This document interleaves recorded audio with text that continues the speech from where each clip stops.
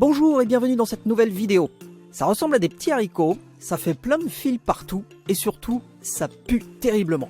Et pourtant, ça me manque tellement que j'ai décidé d'en faire moi-même. Je veux bien sûr parler des natto. Mais si c'est aussi peu appétissant, pourquoi vouloir en faire soi-même? D'abord, parce que c'est un aliment excellent pour la santé. Et puis, au goût, c'est pas si mauvais que ça, surtout avec un peu de moutarde et de la sauce de soja ou du ponzu. Enfin, si on en mange régulièrement, c'est plus économique de les faire soi-même. Mais au fait, c'est quoi des natto? Eh bien ce sont des grains de soja qu'on a cuits et qu'on a ensuite ensemencés avec une bactérie appelée Bacillus subtilis natto, ou plus simplement en japonais, natto-kin. Le natto, c'est donc un aliment fermenté, riche en protéines et en vitamine K2. C'est la raison pour laquelle il est très bon pour la santé et pour le microbiote, à condition de ne pas trop forcer sur la sauce de soja. Comme le natto fait pas mal travailler les reins, il ne faut pas non plus en prendre une trop grande quantité. Au Japon, une portion de natto fait une quarantaine de grammes et on en mange généralement qu'une fois par jour. Avant de passer à la recette, je te propose de déchiffrer l'étiquette alimentaire du sachet de natto-kin qu'on va utiliser. 粉末納豆菌品名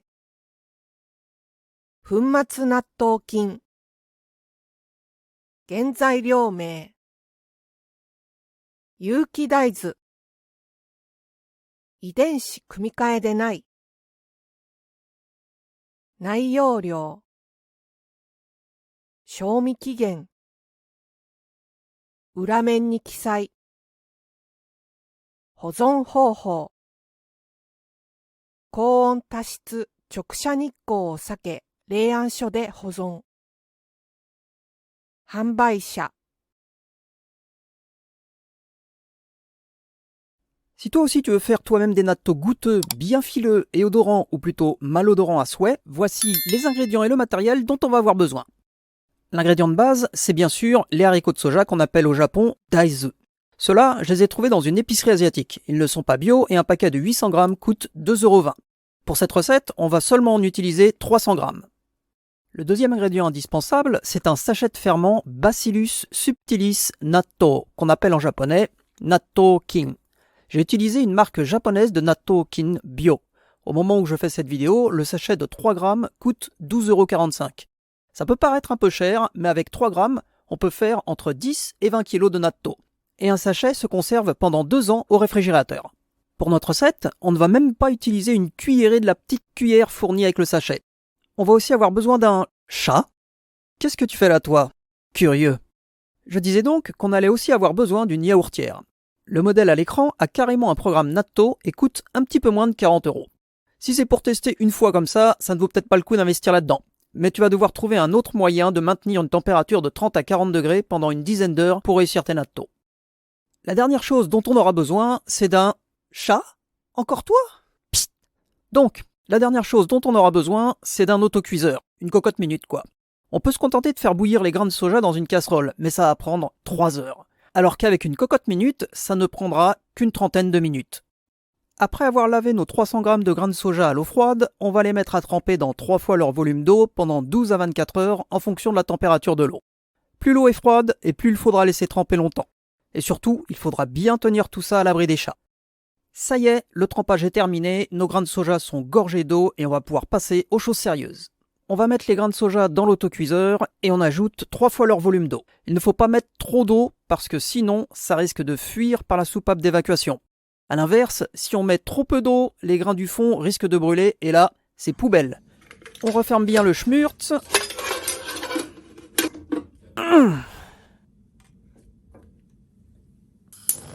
On met à feu fort et on attend patiemment que ça chuchote. Dès que ça chuchote, on baisse un peu et à partir de là, on laisse cuire pendant 30 minutes. Ça y est, ça fait 30 minutes, on coupe le gaz et on laisse partir la vapeur.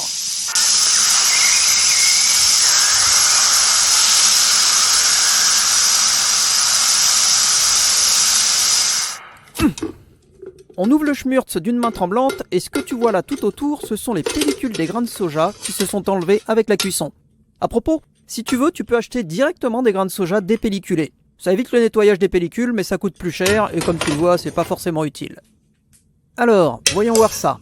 Ouais, ça me paraît pas mal du tout. Pour faire des natto, il faut que les grains soient bien cuits et s'écrasent facilement entre les doigts. Atiti. Là, on est pas mal. Peut-être un poil trop cuit, mais ça va le faire. On va maintenant passer à l'ensemencement. Pour ça, on va avoir besoin d'une cuillerée à soupe d'eau chaude qu'on aura fait bouillir et refroidir pendant une dizaine de minutes, d'une tasse et du sachet de Bacillus subtilis natto. On en prend une toute petite cuillerée. On la met dans la tasse, on y ajoute l'eau chaude et on remue bien pour dissoudre la poudre dans l'eau. Si t'as bien suivi, on n'a toujours pas égoutté nos grains de soja. On va le faire maintenant parce que pour la suite des opérations, il faut absolument qu'ils soient chauds. Une fois égouttés, on les met dans un récipient et c'est ce récipient qu'on mettra ensuite dans la yaourtière. Alors pourquoi il faut que les grains de soja soient bien chauds? Parce qu'avec le choc thermique, ça va tuer les bactéries indésirables et provoquer la germination des spores de notre chère bactérie. Elle pourra alors commencer à s'occuper de nos petits grains de soja et faire fermenter tout ça. On ajoute donc le contenu de la tasse de poudre de ferment dilué et on remue soigneusement pour ensemencer au maximum les grains de soja fumants. On mélange, on mélange, on mélange. Quand c'est bien mélangé, on prépare la yaourtière. Alors je vais pas te mentir, on a un peu galéré pour comprendre comment elle marche. Il y a bien un programme natto, mais je voulais vérifier si, comme le disait le manuel, on pouvait ajuster la durée et la température. Et la réponse est oui pour les deux. Franchement, pour moins de 40 €, elle est plutôt pas mal. Allez, fini de jouer, on met le programme natto et on laisse bosser nos bactéries Bacillus subtilis natto. Ah oui, juste pour être sûr, j'ai mis un thermomètre bien propre à l'intérieur de la yaourtière pour vérifier la température. Pour le programme natto de cette yaourtière, c'est 42 degrés pendant 18 heures. J'ai revérifié 3 heures avant la fin et on était à 41-42 degrés. Pas mal. Ça y est, c'est le moment de vérité. On retient sa respiration. Regarde-moi ça si c'est beau. Ça, c'est du fil de toute beauté. J'en salive à l'avance. Malheureusement, on ne va pas pouvoir en manger tout de suite parce qu'il faut laisser les nattos se faire au moins 24 heures au frigo. On a goûté à la sortie de la yaourtière et 24 heures plus tard, et franchement, ça n'a rien à voir. Alors pour la dégustation, tu peux manger tes nattos avec un peu de moutarde et de la sauce de soja. Mais il paraît que les effets bénéfiques du Bacillus subtilis natto sur le microbiote sont en partie annulés par la sauce de soja. Dans ce cas, un peu de ponzu et le tour est joué. Ah oui, j'ai mis discrètement un tour de moulin à poivre dans mes nattos et j'ai trouvé que ça allait très bien avec. Bon, je dis ça, je dis rien, hein.